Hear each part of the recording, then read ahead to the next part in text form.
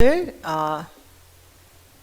설교 제목은 언약궤를 위하여 한 처소를 설치하였노라가 되겠습니다. 언약궤를 위하여 한 처소를 설치하였노라. 성경 말씀은 열왕기상 8장 27절이 되겠습니다. 열왕기상 8장 21절. 열왕기상 8장 21절 말씀. 저희가 같이 성경을 펴서 확인해 보시겠습니다.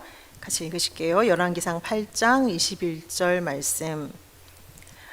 내가 또 그곳에 우리 열조를 애굽 땅에서 인도하여 내실 때에 저희와 세우신 바 여호와의 언약 넣은 궤를 위하여 한 처소를 설치하였노라.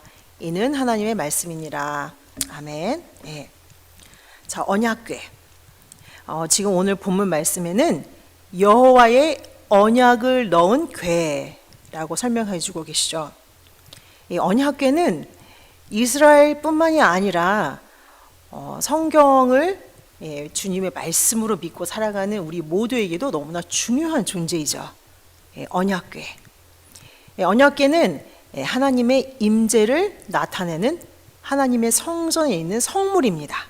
하나님의 임재를 나타내는 하나님의 성물이죠. 굉장히 중요한 것이죠. 자, 이렇게 중요함에도 불구하고 성경 구속 역사에서는 이 언약궤가 사라졌습니다. 언약궤가 사라져 버리고 마는데요. 그 내용을 구속 역사를 한번 이렇게 쭉 저희가 한꺼번에 훑어볼게요.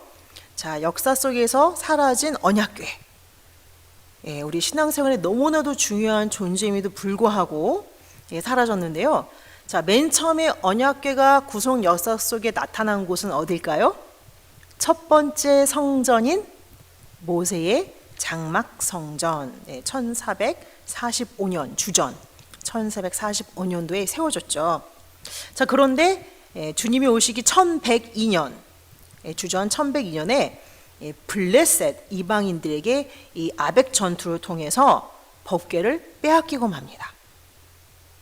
하나님의 임재를 상징하는 법궤가 빼앗기니까 결국 하나님의 은혜의 손길이, 역사의 손길이 이스라엘을 떠난 것과도 같은 결과가 되어버렸죠.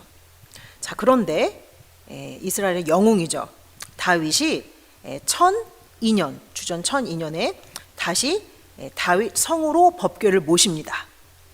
블레셋에게 빼앗겼던 법궤를 다시 다윗 왕이 다시 다윗 성으로 모시고 다윗이 장막을 만들었어요. 그래서 그 장막에 안치를 했고요. 그래서 966년부터 959년까지 제일 첫 번째 이동하지 않은 고정된 성전인 솔로몬 성전, 이 솔로몬 성전에서 드디어 언약궤를 성전에 안치를 한 거죠. 자, 할렐루야죠. 드디어 하나님의 임재를 상징하는 언약궤가 어디로 왔어요? 블레셋 전투에서 뺏겼다가 막 이동했다가 다윗 때문에 장막에 거했다가 드디어 솔로몬이 큰 성전을 예비함으로 그 안에 언약궤가 드디어 안치가 된 거예요. 그래서 솔로몬이 이 언약을 넣은 궤를 위하여 한 처소를 설치하였습니다 라고 고백하는 장면이 오늘 본문 말씀이죠. 자, 그런데 이스라엘 백성들이 가나안 땅에 들어가서 하나님의 임재가 있는 하나님의 집 성전에 있었음에도 불구하고 예배를 지키지 않고 하나님과의 언약을 지키지 않아서 나라가 완전히 몰락하죠. 주전 586년 바벨론이 침공함으로 이때에 하나님의 집에 있던 모든 성물들도 다 침략당해서 바벨론으로 이동됐어요. 이때부터 언약궤가 실종이 됩니다.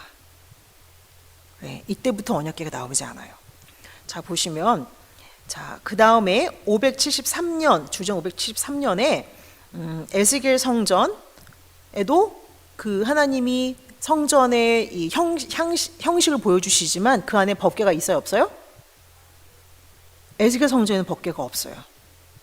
그리고 516년에 수룹바벨 성전, 지금 바벨론 포로에서 귀환하고 나서 제일 처음으로 다시 성전을 복귀하는데 수룹바벨 성전에도 언약궤에 대한 언급이 없어요. 자, 그리고 많은 시간이 지나서 헤롯 성전, 예수님 당시 성전이죠. 헤롯 성전에서도 법궤의 언급이 없습니다. 그리고 다시 주후 예수님 오시고 나서 70년에 이스라엘이 로마에 완전히 망하죠. 그때 이 티투스 개서문, 타이터스 또는 디도라고 하죠, 성경에서는. 이 티투스 개서문에는 그때 같이 없어졌던, 그러니까 그들이 끌고 갔던 뭐 금등대 또는 진설병을 놓는 상, 그런 성전에 있는 성전에 있는 다른 성물들은 다 거기에 이렇게 새겨져 있어요. 역사를 이제 포착을 해놓은 거죠. 그렇지만 거기에 무엇은 없어요? 법궤는 없어요. 어떻게 된 걸까요? 이렇게 이스라엘에게 너무나도 중요한 법궤가 역사 속에 사라지고 말았던 것이죠. 자, 그러나 이 법궤가 다시 성경에 등장하는데 어디서 등장하냐면요. 자, 파워포인트 다시 연결해 주세요. 다시 등장하는 곳은 다름이 아닌 종말을 얘기하고 있는 계시록에 나와 있습니다.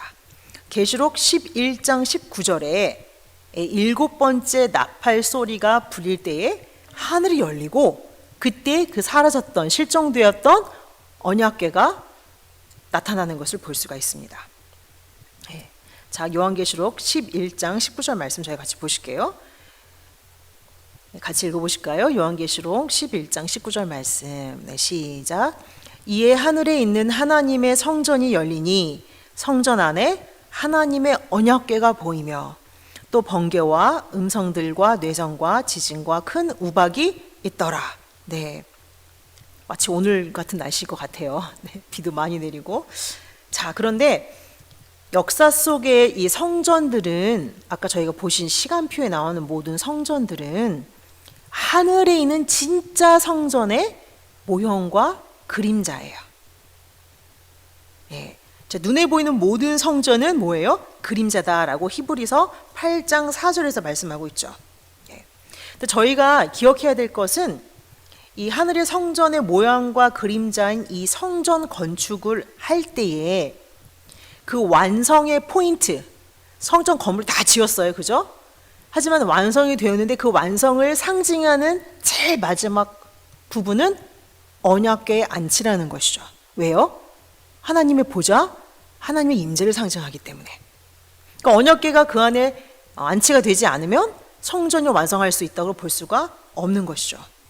그래서 저희가 열왕기상 6장 19절에도 보면은 모세가 이렇게 솔로몬이 이렇게 말하죠. 여호와의 언약궤를 두기 위하여, 그죠? 성전 안에 있는 내소를 준비한 이유는 바로 언약궤를 모시기 위한 것이다. 앞서 말씀드린 것처럼 언약궤는 하나님의 임재를 상징하죠. 자, 하나님의 임재. 하나님은 당신을 우리에게 오시면서 이름을 뭐라고 소개하셨어요? 하나님의 임재를 상징하는 임마누엘, 내가 너와 함께 있겠다. 그런 하나님이시기 때문에 열왕기상 8장 13절에서도 솔로몬은 이렇게 고백하죠. 내가 참으로 주를 위하여 계실 전을 건축하였사오니. 이 전은 어떤 곳입니까? 주께서 영원히 우리와 임마누엘 함께 하실 아버지의 집, 영원히 거하실 처소이다 라고 고백하는 것을 볼 수가 있습니다.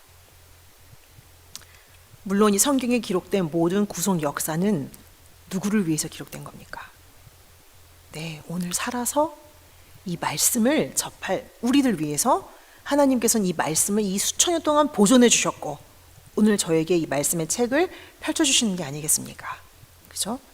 이처럼 솔로몬이 언약궤를 위한 처소를 예비한 것처럼 우리도, 성경은 우리도 우리 하나님 아버지의 영원한 처소로 함께 지어져 가고 있다라고 말씀해 주고 있어요. 우리도 누구 안에서? 예수 그리스도 안에서. 예수님 안에서 지어져 가는 저희가 하늘에 있는 성전의 모형과 그림자가 아닌 참 성전인 줄 믿습니다. 자, 우리가 그리스도 안에서 하나님이 거하실 성전으로 지어져 가고 있다라고 하는 말씀을 같이 살펴보실게요. 고린도전서 3장 16절 말씀. 고린도전서 3장 16절 말씀. 너희가 하나님의 성전인 것과 하나님의 성령이 너희 안에 거하시는 것을 알지 못하느뇨. 네. 자, 그리고 에베소서에서도 그런 말씀이 나오죠. 에베소서 2장 22절에서도 너희도 성령 안에서 하나님의 거하실 처소가 되기 위하여 예수 안에서 함께 어떻게 돼요? 지어져 가고 있다라고 말씀하고 계셔요. 지어져 간다.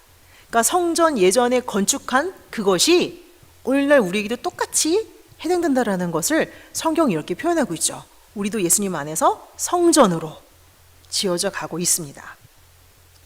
자, 여기서 함께 지어져 간다라고 하는 이 말씀에서 주목해야 될 것은요, 하나님께서도 당신의 인재를 상징하는 이 언약궤를 모세를 통해 백성들로 하여금 만들라고 명령하셨다라는 점이죠. 하나님은 창조주시잖아요. 그냥 뚝딱 만들어 주실 수 있으세요.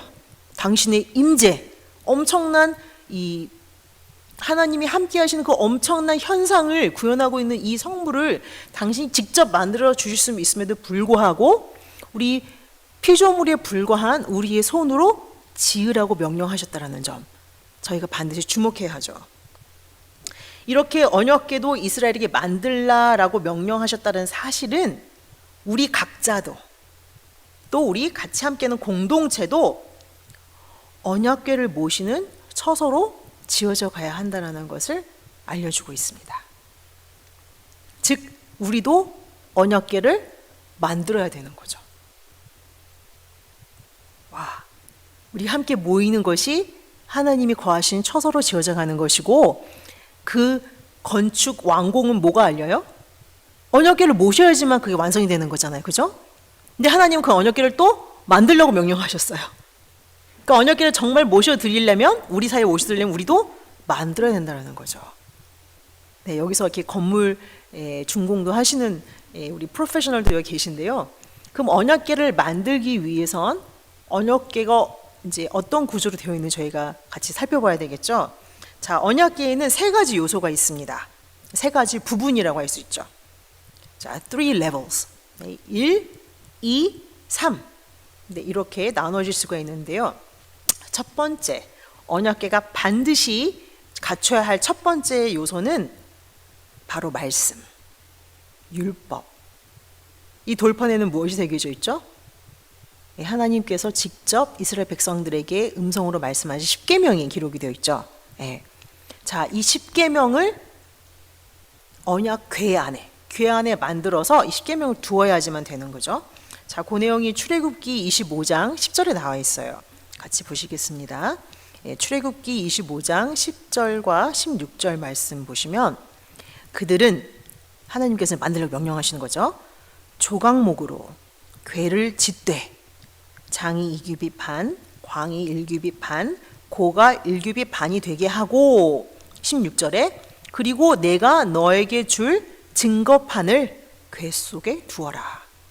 자, 증거판은 아까 그 돌판, 무엇이 새겨져 있는 돌판입니까? 십계명이 새겨져 있는 이 돌판을 궤 안에 두라고 하나님이 만드는 법을 정확하게 명령을 하시죠. 자, 첫 번째 단계는 무엇을 둡니까? 증거판, 즉 십계명 말씀을 궤 안에 두는 것이죠. 자, 이 십계명, 흔히 저희가 율법이라고 하죠.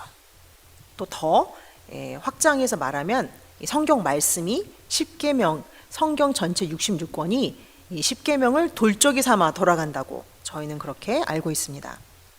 자, 그러면 이 십계명 또는 율법을 궤 속에 두라고 하셨는데, 여기서 중요한 것은 이 율법을 주시는 목적을 저희가 정확하게 깨달아야 된다는 거죠. 주시는 분하고 받는 사람하고 이 핀트가 안 맞고 어긋나면 이게 안 되는 거예요. 남용할 수 있기 때문에. 예. 자, 칼도 아주 잘 드는 칼 좋죠. 근데 칼을 잘 사용하는 사람의 손에 들려야지 메스같이 수술하는 분이 우리 몸을 잘 고쳐줄 수 있는 선한 도구로 사용되기도 하지만, 같은 날카로운 칼이 나쁜 사람의 손에 쥐어진다면 어떤 무서운 결과를 낳는지 저희가 짐작할 수가 있죠. 네, 마찬가지예요. 하나님께서 율법을 주셨을 때에 무엇을, 어떠한 목적을 위해 주셨는지 저희가 정확하게 깨달아야 하는 것이 너무나도 중요하죠. 유대인들은 말씀이, 또 율법이 본인들에게 먼저 왔기 때문에, 그쵸? 신의 산에서 이스라엘 백성들이 먼저 선포하셨잖아요. 먼저 왔기 때문에 오해를 한 나머지 자신들이 다른 민족보다 더 특별한 존재라고 깨닫는 이 선민의식 때문에 망한 나라예요. 다시요. 말씀이 나에게 먼저 왔기 때문에 내가 다른 사람들보다 더 특별하다라고 하는 선민의식, 이것 때문에 망한 나라가 유대 나라이죠. 그렇지, 율법을 주신 목적은 그것과 확연히 정반대였기 때문입니다. 자, 성경에서 말씀하는 율법의 목적은 무엇일까요? 다름 아닌 내가 죄인이라는 것을 깨닫기 위해서입니다. 저도 교회 나오기 전에 되게 좋은 사람인 줄 알았어요. 근데 말씀을 알아가면 알아갈수록 법을 모를 때는 내가 뭘 잘못했는지 모르지만, 법이 있으면 I broke the law 하고 제가 법을 깼다는 걸 알게 되죠. 없으면 깰 법도 없잖아요. 그죠? 자, 로마서 3장 10절부터 12절에 우리 중 어느 인간도 죄인이 아니다 라는 게 없어요. 우리 중에 우리 중에 어느 사람도 의인인 사람은 하나도 없다. 즉 죄인이 아닌 사람이 없다라고 말씀하고 있는데요. 로마서 3장 10절부터 12절 말씀 저희 같이 한번 읽어보시겠습니다. 시작. 기록한 바 의인은 없나니 하나도 없으며 깨닫는 자도 없고 하나님을 찾는 자도 없고 다 치우쳐 한 가지로 무익하게 되고 선을 행하는 자도 없나니 하나도 없도다.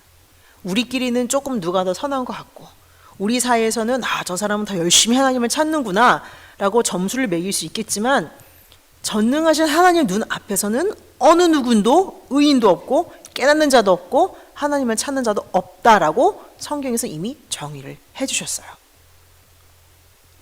그리고 그렇기 때문에 어느 누구도 선한 사람이 없기 때문에, 어느 누구도 하나님 율법을 지킬 수 있는 능력 있는 자가 없기 때문에 율법을 주신 목적은 바로 나 자신을 알라고 주신 것이죠. 그 내용이 로마서 3장 20절에 나와 있죠. 자, 로마서 3장 20절 시작. 그러므로 율법의 행위로 그의 앞에 의롭다 하심을 얻을 육체가 없나니, 율법의 목적은 뭐예요? 죄를 깨달음이라. 아무리 율법을 지킨다 하더라도 그 행위로 하나님이 너와 나 아주 좋은 관계야, 너는 나랑 아주 딱 붙은 관계야, 의롭다라고 말씀을 해줄 사람이 없다라는 거죠. 지킬 수 없기 때문에. 하나님 눈에 보기에는 율법을 주신 이유는 내가 다른 사람보다 더 선하고 착하기 때문이 아니라 죄를 깨닫기 위해서 주신 것이다.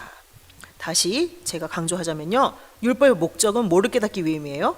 죄를 깨닫기 위해. 왜요? 어느 누구도 그 십계명을 통해 더 확장된 613개의 그 조항을 지킬 수 있는 사람이 없기 때문이라는 거예요. 이게 팩트예요. 어느 누구도 율법의 조항을 지킬 수 없기 때문에, 이 말씀은 너무나 완벽한 하나님의 말씀이기 때문에 함부로 들여다볼 수도 없는 그런 존재가 바로 우리라는 거죠. 말씀을 대면할 수도 없어요. 말씀을 볼 수도 없어요. 왜요? 저희는 죄인이고 말씀은 완벽하기 때문에. 무조건 앞에 서면 뭐가 되는 거예요? 죄인이에요. 로마서 6장 23절에 죄의 싹은 무엇입니까?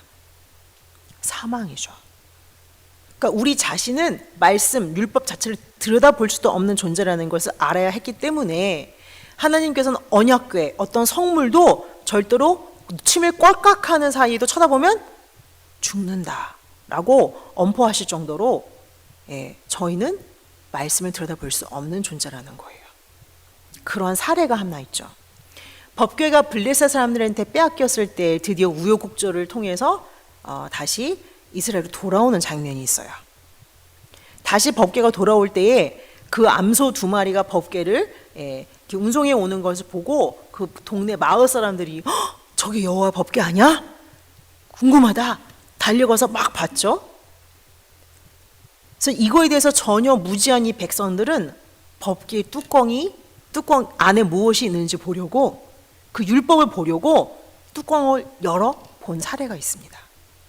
네, 사무엘상 6장 19절 말씀이죠. 네, 사무엘상 6장 19절 말씀 저희 같이 읽어보시겠습니다. 사무엘상 6장 19절 말씀. 벳세메스 사람들이 여호와의 궤를 들여다본 거로 그들을 치사 5만 70인을 죽이신지라. 여호와께서 백성을 쳐서 크게 살육하셨으므로 백성이 애곡하였더라. 네. 이처럼 율법, 하나님의 말씀은 우리가 쉽게 대하거나 함부로 다른 사람에게 들이댈 수 있는 잣대가 될 수 없다라는 사실을 바로 이 사건이 엄중하게 저에게 경고를 해주고 있죠. 그럼 우리가 도대체 어떻게 이렇게 교회에 나와서 말씀을 대할 수 있게 되었을까요? 궁금하시죠? 네. 자, 다시 그거는 저희가 잠깐 생각 걸어두고 법궤 건축, 법궤를 만드는 과정을 좀 저희가 살펴보고 있는데요. 자, 법궤 안에 그 어마무시한 하나님의 이 말씀이 들어있어요. 자, 이렇게 되면 완성이 된 건가요?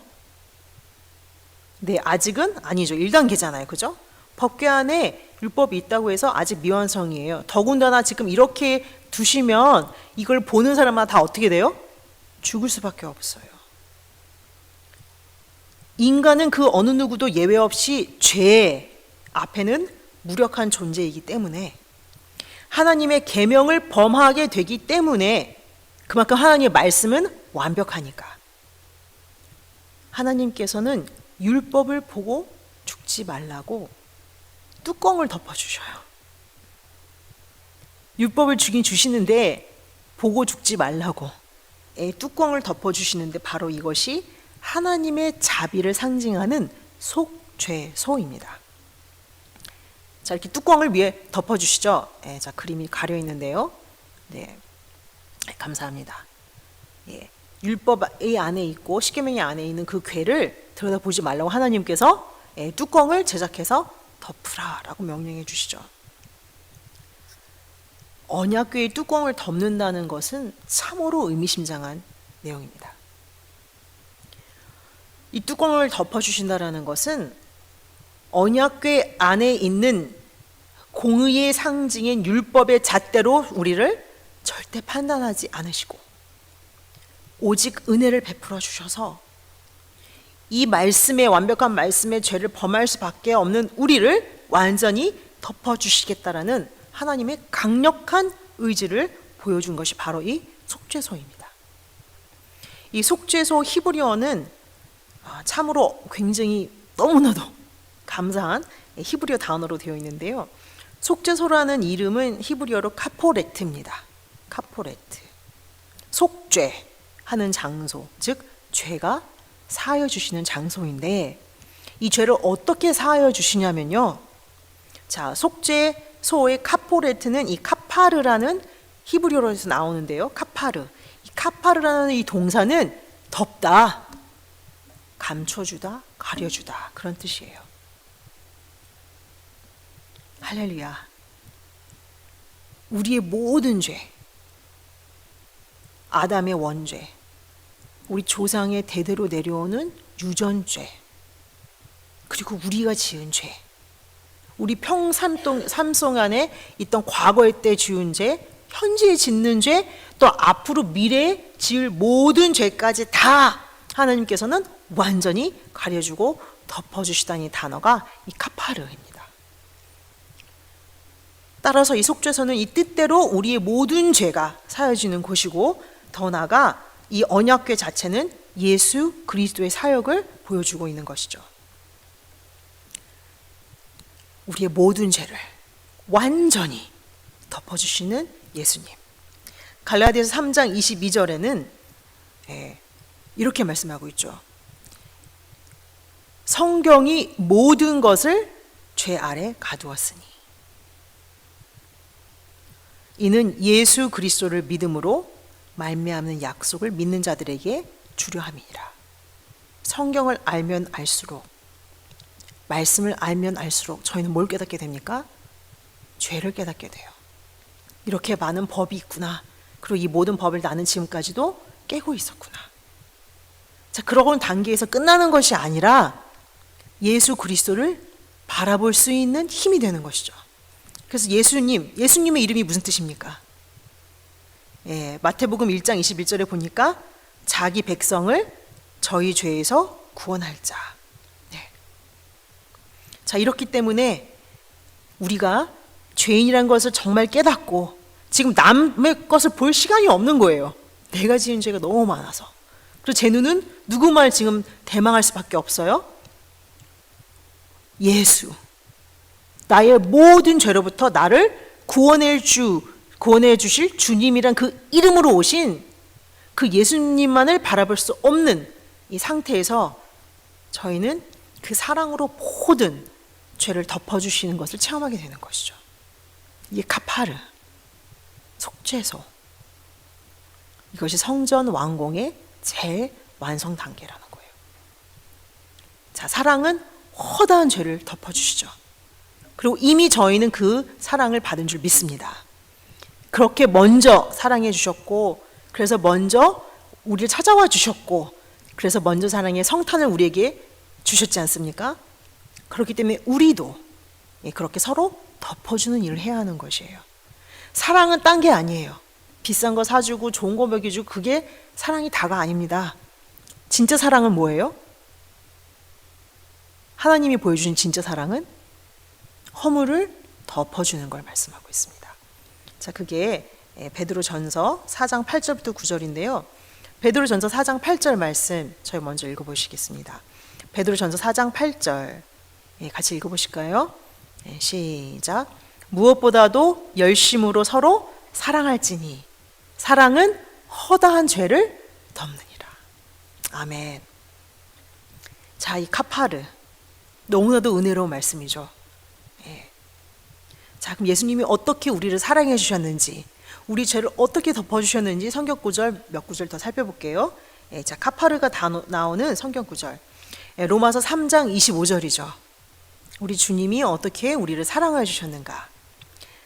이 예수를 하나님이 그의 피로 인하여 믿음으로 말미암는 화목 제물로 세우셨으니 이는 하나님께서 길이 참으시는 중에 전에 지은 죄를 어떻게 하셨어요? 간과하심으로 자기 의로우심을 나타내려 하심이니. 하나님의 의, 정의는 절대로 우리의 시시비비를 가리고 율법을 지키지 못했다고 정죄하시는 것이 하나님의 정의의 잣대가 아닙니다. 하나님의 공의는 죽을 수밖에 없는 우리들의 죄를 독생자 예수 그리스도를 대신 죽이심으로 우리에게 의를 주시는 것, 그것이 하나님의 공의예요.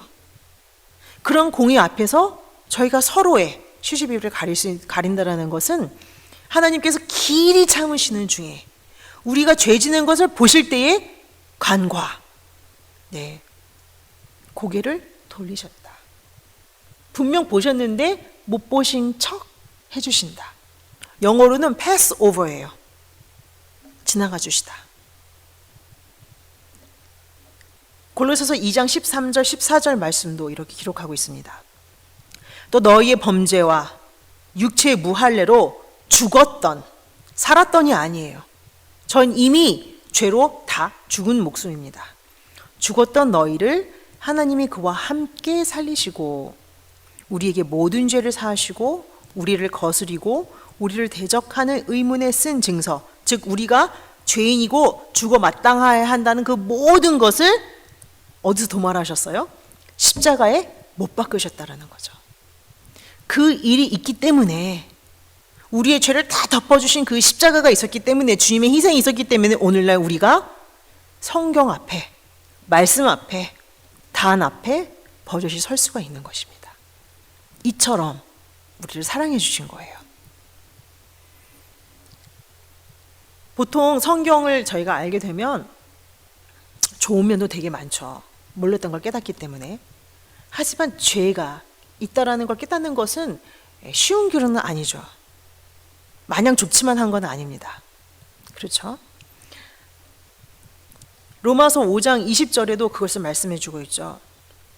율법이 가입한 것은, 즉 우리 삶 속에 이 성경 말씀, 율법이 들어온 것은 너무 슬프게도 범죄를 더 많이 있게 하려 합니다 라는 말씀이 있어요. 그리고 우리가 공부를 하면 할수록 죄에 대해서 더 많이 깨닫게 돼요. 자, 여기선 내 안에 있는 죄만 보는 것이 아니라 공부를 하면 할수록 누구의 죄도 보여요? 서로 있는 모든 죄도 다 보이기 시작한다는 거죠. 누가 옳고 누가 그른지 다 보인다는 거예요. 하지만 이 로마서 5장 20절은 여기서 끝나지 않아요. 율법이 가입한 것은 범죄를 더하게 하려 하였지만 범죄가 더 커질수록 무엇이 더 커집니까? 은혜가 더욱 넘치나니. 내 죄가 이만했으면요, 그것을 카파르, 덮고 남는 은혜가 이만큼 있고요. 저의 죄가 이따만 하면은요, 이것도 다 덮고 남음이 있는 예수 그리스도의 카파르의 은혜가 우리에게 주어진다라는 거죠. 할렐루야. 네. 이 긍휼, 이 은혜가 우리를 찾아주신 줄 믿습니다.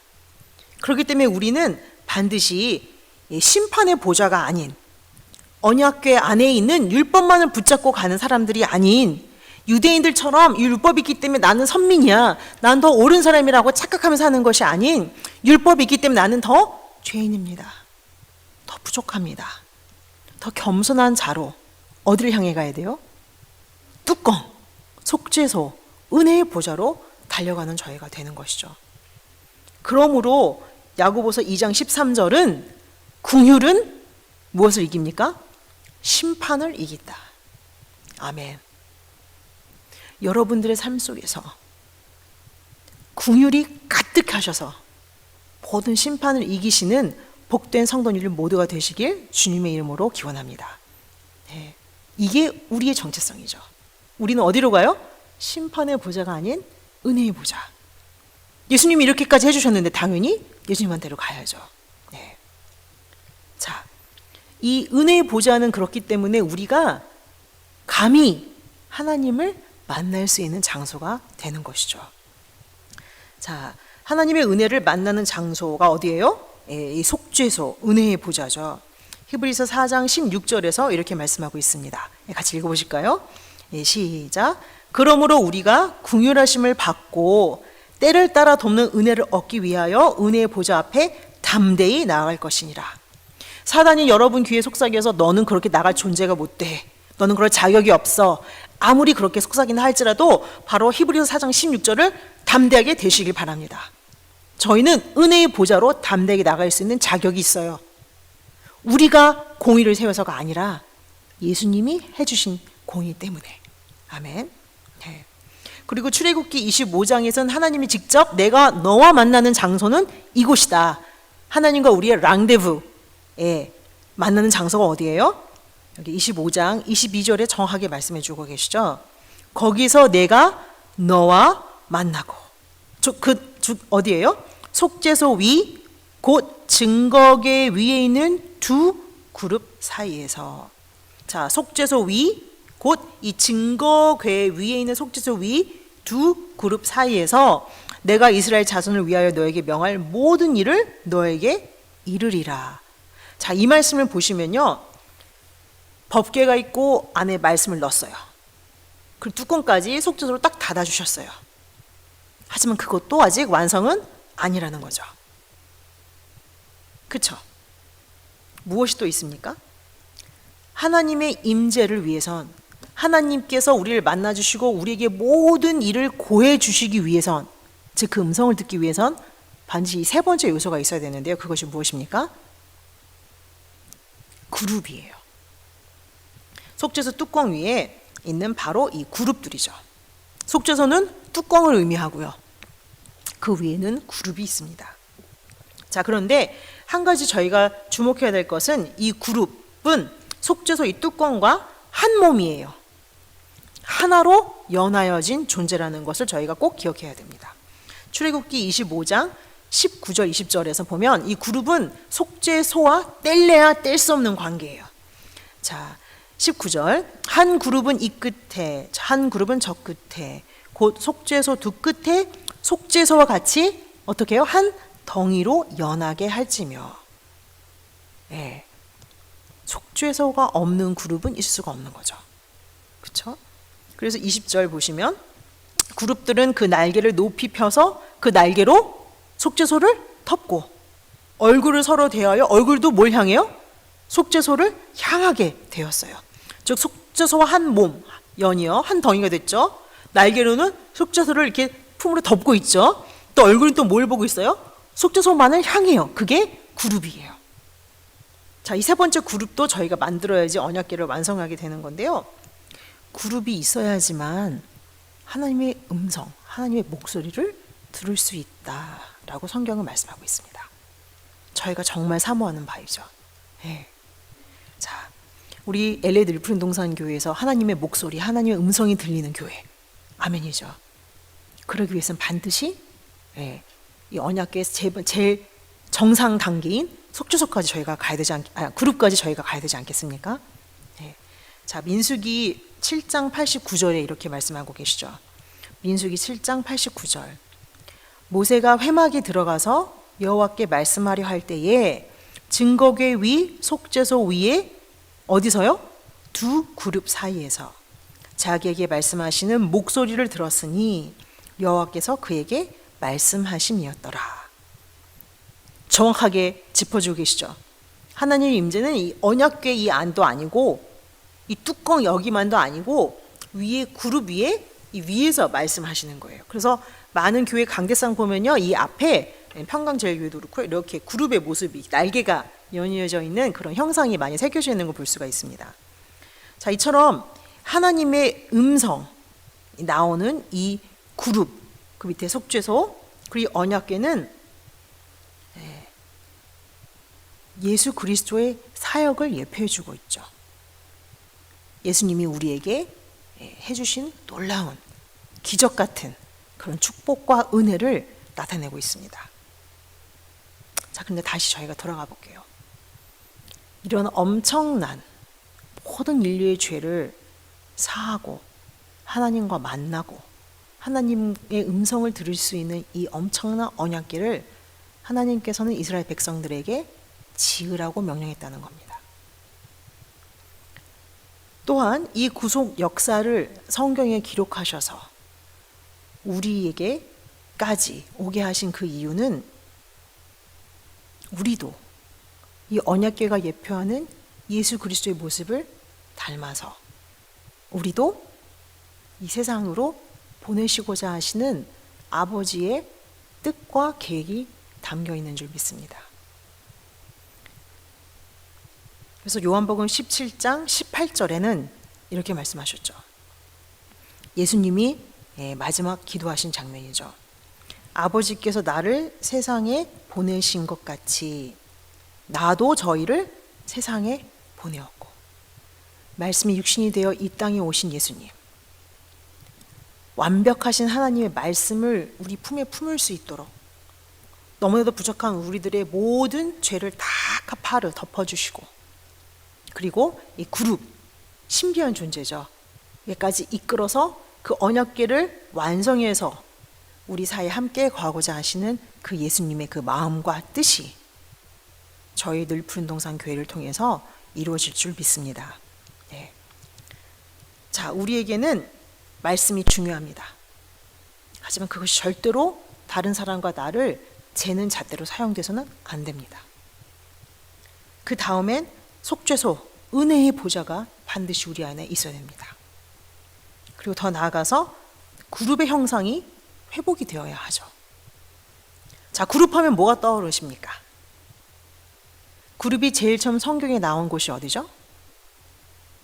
예, 아담이 타락한 이후 이 그룹이라는 존재는 에덴 동산은 원래 아담이 지켰잖아요, 그죠?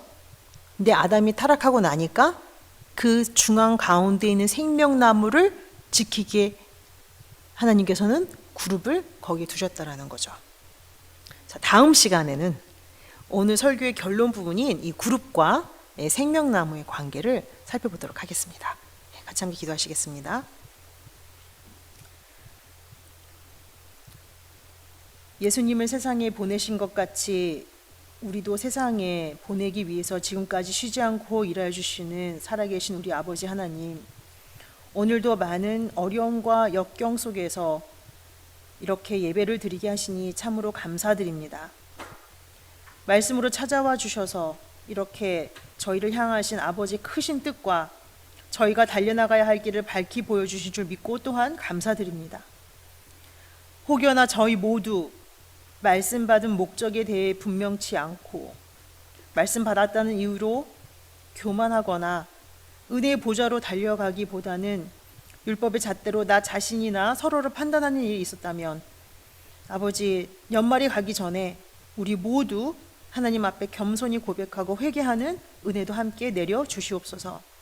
그리하여 새해에는 늘 푸른 동산 성도님들 모두가 예수 그리스도 안에서 아버지의 임재하실 거룩한 처소로 예비되어서 생명나무로 나가는 기쁨으로 충만한 교회가 되도록 강력하게 붙들어 주신 줄 믿고 늘 감사드리며 우리의 모든 죄를 덮어주신 우리 주 예수 그리스도의 존귀하신 이름에 의지하여 기도드렸사옵나이다. 아멘.